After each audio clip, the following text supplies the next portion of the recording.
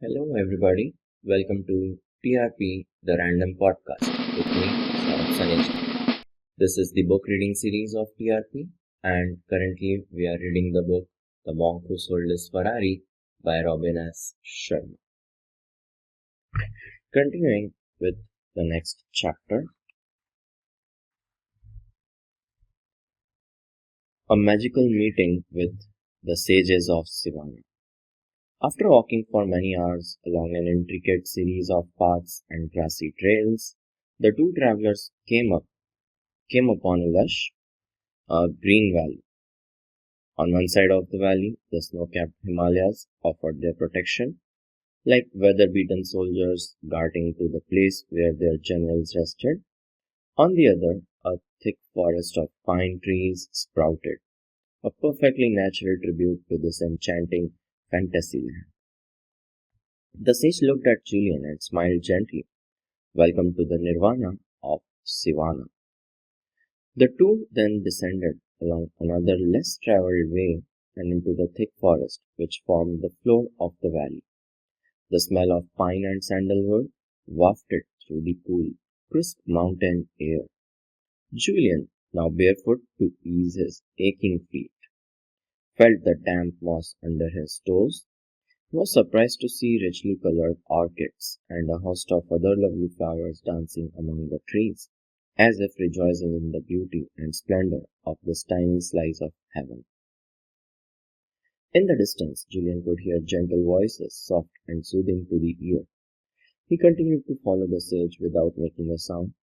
After walking for about 15 more minutes, the two men reached a clearing. Before him was a sight that even the worldly wise and rarely surprised Julian Mantle could never have imagined. A small village, made solely out of what appeared to be roses. At the center of the village was a tiny temple, the kind Julian had seen on his trips to Thailand and Nepal. But this temple was made of red, white, and pink flowers, held together with long strands of multicolored strings and twigs. The little huts which dotted the remaining space appeared to be the austere homes of the sages. These were also made of roses.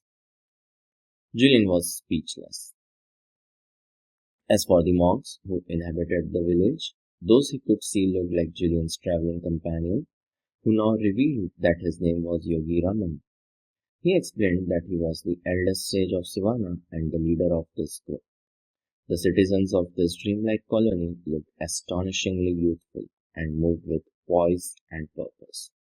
None of them spoke, choosing instead to respect the tranquility of this place by performing their tasks in silence. The men, who appeared to number only about 10, wore the same red-robed uniform as Yogi Raman and smiled serenely at Julian as he entered their village. Each of them looked calm, healthy, and deeply contented. It was as if the tensions which pull so many of us in our modern world had sensed that they were not welcome at this summit of serenity and moved on to a more inviting prospect. Though it had been many years since there had been a new face amongst them, these men were controlled in their reception, offering a simple bow as their greeting to this visitor who had traveled so far to find them. The women were equally impressive in their flowing pink silk saris with white lotuses adorning their jet black hair. They moved busily through the village with exceptional agility.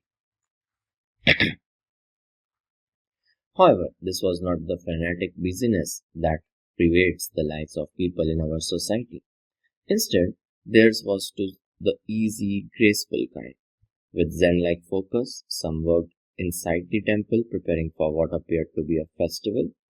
Others carried firewood and richly embroidered tapestries.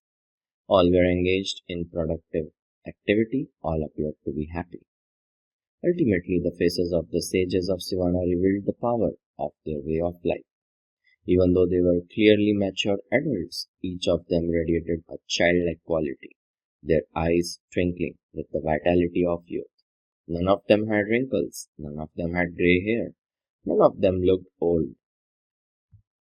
Julian, who could scarcely believe that he was what he was experiencing, was offered a feast of fresh fruits and exotic vegetables, a diet that he would later learn was one of the keys to the treasure trove of ideal health enjoyed by the sages. After the meal, Yogi Raman escorted Julian to his living quarters, a flower-filled but containing a flower-filled hut containing a small bed with an empty journal pad on it. This would be his home for the foreseeable future. Though Julian had never seen anything like this magical world of Shivana, he somehow felt that this had been a homecoming of sorts, a return to paradise that he had known a long ago. Somehow, this village of roses was not so foreign to him. His intuition told him that he belonged here, if only for a short period. This would be the place where he would rekindle the fire of living that he had known before the legal profession stole his soul, a sanctuary where his broken spirit would slowly start to heal. And so began Julian's life among the sages of Sivan, a life of simplicity, serenity, and harmony. The best was soon to come. That's the end of this chapter. Chapter 5. A spiritual student of the sages. Great dreamers' dreams are never fulfilled. They are always transcended. Alfred Lord Whitehead. It was now 8 p.m. and I still had to prepare for my court appearance the next day. Yet I was fascinated by the experience of this former legal warrior who had dramatically transformed his life after meeting and studying under these marvelous sages from India. How amazing, I thought, and what an extraordinary transformation. I secretly wondered whether the secrets Julian had learned in that far-off mountain hideaway could also elevate the quality of my life and replenish my own sense of wonder for the world we live in. The longer I listened to Julian, the more I came to realize that my own spirit had become rusty. What had happened to the uncommon passion I brought to everything I did when I was younger? Back then, even the simplest of things filled me with a sense of joy. Maybe it was time for me to reinvent my destiny. Sensing my fascination with his Odyssey and my eagerness to learn the system of enlightened living that sages had passed on to him, Julian quickened the pace as he continued with his tale. He told me how his desire for knowledge, coupled with his sharp intellect, refined through many years of battles in the courtroom, had made him a well-loved member of the Sivana community. As a mark of their affection to Julian, the monks eventually made him an honorary member of their band and treated him like an integral part of their extended family. Eager to expand his knowledge of the workings of the mind, body, and soul, and to attain self-mastery, Julian spent literally every waking moment under the tutelage of Yogi Raman. The sage became more like a father to Julian than a teacher. Though they were separated in age by only a few years, it was clear that this man had the accumulated wisdom of many lifetimes, and most happily he was willing to share it with Julian. Beginning before dawn, Yogi Raman would sit with his enthusiastic student and fill his mind with insights on the meaning of life and little-known techniques that he had mastered for living with greater vitality, creativity, and fulfillment. He taught Julian ancient principles, which he said anyone could use to live longer, stay younger, and grow far happier. Julian also learned how the twin disciplines of personal mastery and self-responsibility would keep him from returning to the chaos of crisis that had characterized his life in the West. As the weeks slipped into months, he came to understand the treasure trove of potential sleeping within his own mind, waiting to be awakened and used for higher purposes. Sometimes the teacher and his student would simply sit and watch the blazing Indian sun rising from the deep green meadows far below. Sometimes they would rest in quiet meditation, savoring the gifts that silence brings. Sometimes they would walk through the pine forest, discussing points of philosophy and enjoying the pleasures of each other's company. Julian said that the first indications of his personal expansion came after only 3 weeks in Savannah. He started noticing the beauty in the most ordinary of things, whether it was the marvel of a starry night or the enchantment of a spider's web. After it had rained, Julian absorbed it all. He also said that his new lifestyle and the new habits associated with it started to have a profound effect on his inner world. Within a month of applying the principles and techniques of the sages, he told me that he had begun to cultivate the deep sense of peace and inner serenity that had eluded him in all the years he had lived in the West. He became more joyful and spontaneous, growing more energetic and creative with each passing day. Physical vitality and spiritual strength followed the changes in Julian's attitude. His once overweight frame grew strong and lean, while the sickly pallor which had characterized his face was replaced by a splendid shimmer of health. He actually felt as if he could do anything, be anything, and unlock the infinite potential that he learned was inside every one of us. He started to cherish life and to see the divinity in every aspect of it. The ancient system of this mystical band of monks had started to work its miracles. After pausing as if to express disbelief at his own tale, Julian grew philosophical. I've realized something very important, John.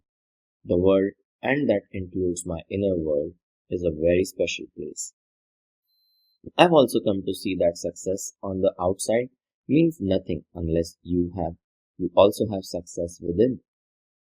There is a huge difference between well-being and being well off. When I was a hotshot lawyer, I used to snicker at all those people who worked at improving their inner and outer lives. Get a life, I thought. But I have learned that self-mastery and the consistent care of one's mind, body, and soul are essential to finding one's highest self and living the life of one's dreams. How can you care for others if you cannot even care for yourself? How can you do good if you don't even feel good? I can't love you if I cannot love myself, he offered. Suddenly, Julian grew flustered and slightly uneasy. I've never opened my heart to anyone like this before. I apologize for this, John.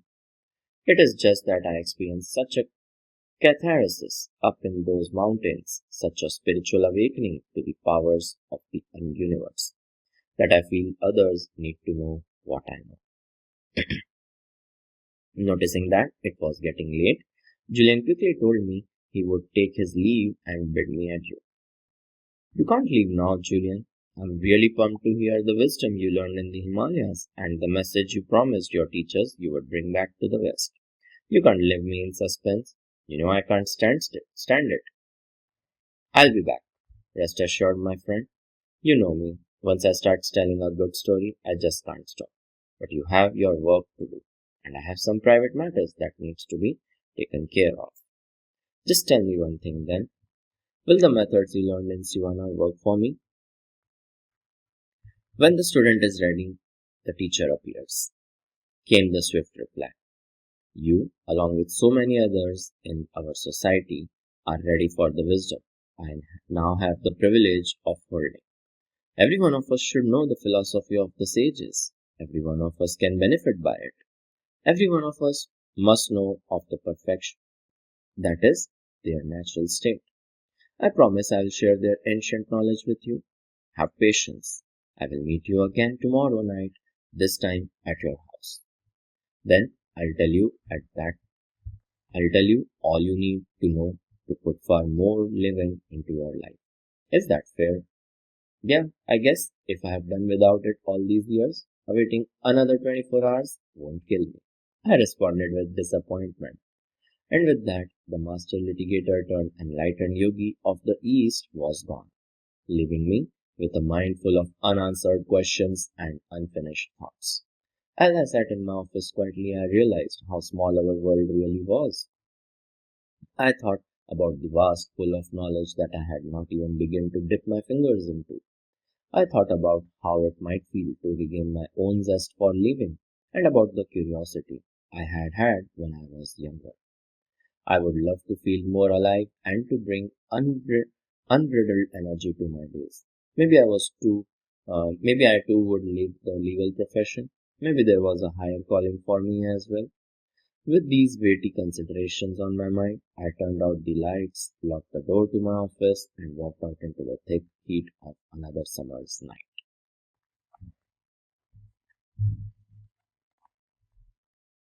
So that's about this chapter so far.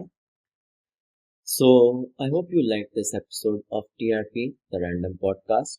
Please tell me your thoughts about this in the comments. Do like, share, and subscribe. See you in the next one. Bye bye. Take care. Be healthy and be safe. Thank you.